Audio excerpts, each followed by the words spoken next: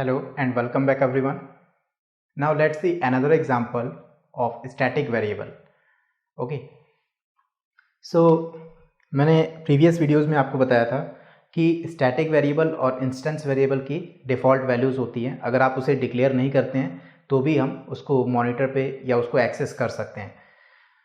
सो इस प्रोग्राम में हम ये देखेंगे कि डिफ़ॉल्ट वैल्यूज़ क्या होती हैं स्टैटिक वेरिएबल की और उसको कैसे एक्सेस किया जाता है, और फिर इसी प्रोग्राम में मैं थोड़ा सा मॉडिफिकेशन करके आपको ये भी बताऊंगा कि इंस्टेंस वेरिएबल को कैसे हम जो है एक्सेस कर सकते हैं उसकी डिफ़ॉल्ट वैल्यूज़ को. Okay, so in this program first हमने क्या किया, क्लास क्रिएट किया है. क्लास नेम है स्टैटिक 2. ओके, और सिंगल क्लास है. इस सिंगल क्लास के अंदर हमारा मेन मेथड भी है.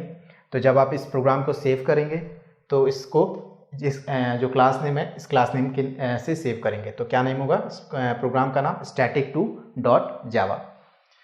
Now in this class I have declared 4 static variable, और सारे स्टैटिक वेरिएबल को मैंने स्टैटिक कीवर्ड से डिक्लेयर किया है. ठीक है, स्टैटिक कीवर्ड से डिक्लेयर करने का मतलब है ये स्टैटिक वेरिएबल है. Variable x is of type integer, variable y is of type float, variable p is of type object. तो इन जावा प्रोग्रामिंग हम किसी भी एक ऑब्जेक्ट वेरिएबल क्रिएट करते हैं किसी भी ऑब्जेक्ट को जो है रेफरेंस करने के लिए. तो इसको अगर आपको यूज़ करना होगा तो आपके लिए इसके लिए क्या करना होगा, एक हीप में इसके लिए एक ऑब्जेक्ट क्रिएट होगा. Now another variable q is of type Boolean. Okay, so in main method में मैंने यहाँ पे कहीं पे भी ऑब्जेक्ट क्रिएट नहीं किया है. क्यों? क्योंकि मैंने मेन मेथड के साथ स्टैटिक कीवर्ड को यूज़ किया है. ठीक है, तो मैंने आपको बताया था कि स्टैटिक कीवर्ड जब भी हम किसी मेथड के साथ अगर यूज़ कर रहे हैं तो उसके लिए हमें ऑब्जेक्ट क्रिएट करने की ज़रूरत नहीं है. नाउ इन मेन मेथड मैंने जितने भी स्टैटिक वेरिएबल है, variable x, y, p and q, इन सभी को मॉनिटर पे जो है शो किया है with the help of println method. तो system.out.println मेथड, इसके अंदर मैंने आर्गुमेंट पास किया default value of x is equal to. तो जब हम इस प्रोग्राम को सेव करके और कंपाइल करेंगे एंड देन कंपाइल करने के बाद इसको रन करेंगे with the help of Java keyword JVM को जब इन्वोक करेंगे, Java space static 1 static 2, then output में आपको शो होगा डिफ़ॉल्ट वैल्यू ऑफ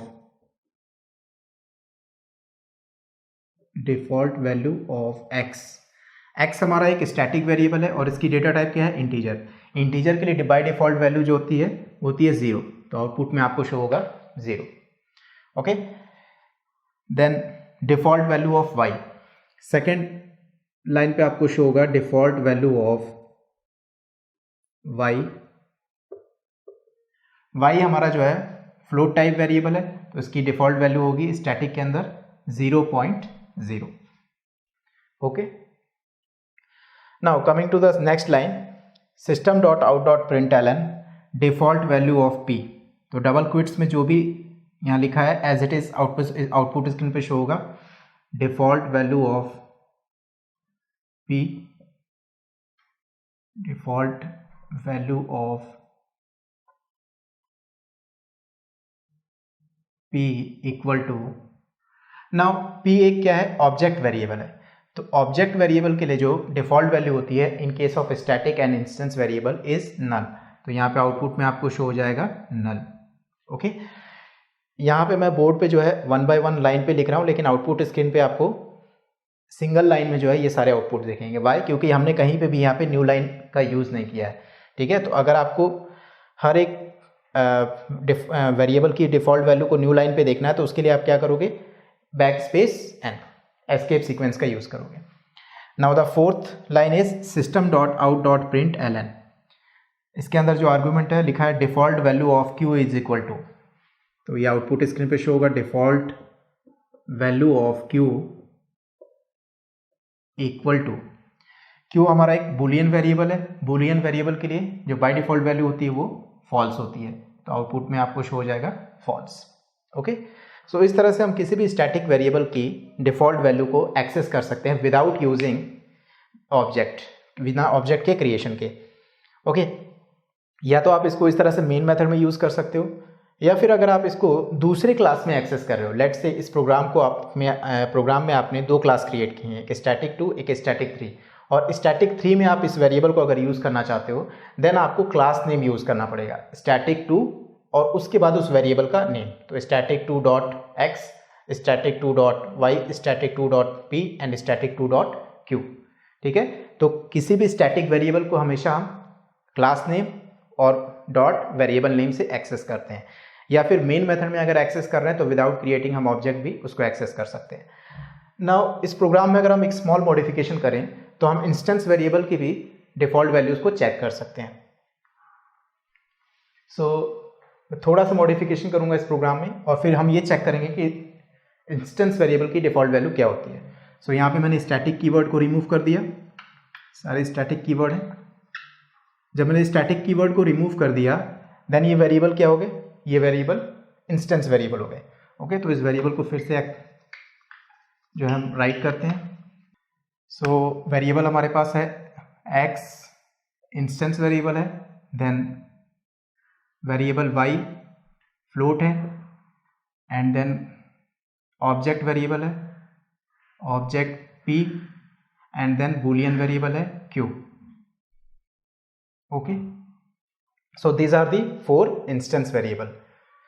नाउ अगर इंस्टेंस वेरिएबल को हमें एक्सेस करना है तो उसके लिए हम जो है ऑब्जेक्ट की हेल्प से इसको एक्सेस कर सकते हैं। तो हमें मेन मेथड में एक ऑब्जेक्ट क्रिएट करना होगा to access instance variable.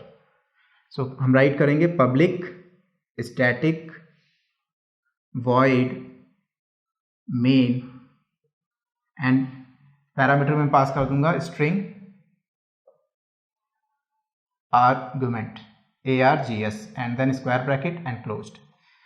Now in main method एक ऑब्जेक्ट क्रिएट करूंगा मैं सेम क्लास नेम से static 2, and object let's say मैंने क्रिएट किया st।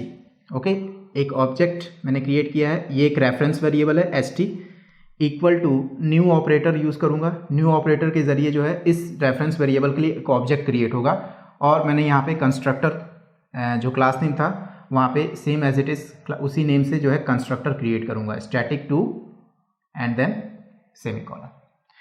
इस लाइन का क्या मतलब है, यहाँ पे st एक रेफरेंस वेरिएबल है और न्यू स्टैटिक 2 और ब्रैकेट की हेल्प से मैंने एक ऑब्जेक्ट क्रिएट किया है इस रेफरेंस वेरिएबल st के लिए। नाउ अब इस ऑब्जेक्ट के जरिए हम इस इंस्टेंस वेरिएबल को एक्सेस कर सकते हैं।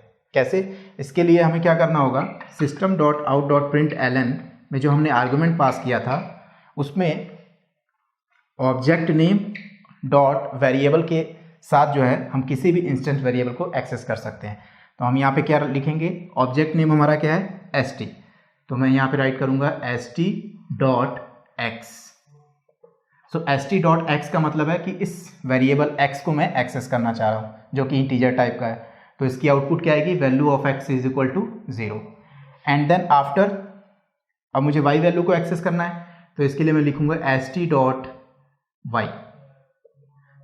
y का आउटपुट शो हो जाएगा default value of y equal to 0.0। Now value default value of p के लिए हम क्या करेंगे, st डॉट p।